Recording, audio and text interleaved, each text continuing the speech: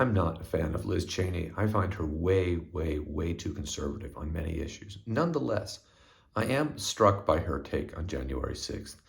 One thing, it tells you just how low the bar is for a Republican to sound rational. That if a Republican says, storming the Capitol and trying to kill the vice president and the Speaker of the House while trying to overthrow a Democratic election, that's not so great. That makes her a radical within her party. However, there's something else here. Liz Cheney may be on the cusp of playing a very smart game.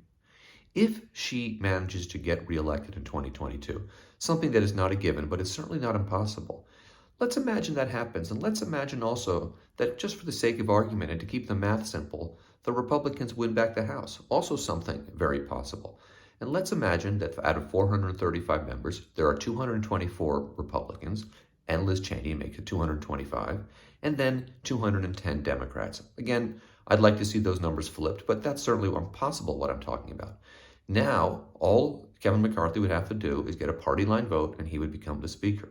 But what if Liz Cheney tried to do something then? What if she went to Nancy Pelosi and said, listen, if you put your caucus behind me, I can peel off 7 other Republicans. That gets us to 218.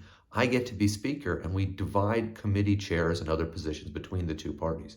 That sounds crazy, but we've seen similar arrangements at the state level, and Liz Cheney might just pull it off. I don't think there's a big chance of that happening. I put it around 5%, but it's something that we shouldn't dismiss altogether. That may be her endgame here, and that would be a very interesting one. Me personally, my solution would be vote Democrat and keep Nancy Pelosi Speaker of the House, but that will be a heavy lift as well.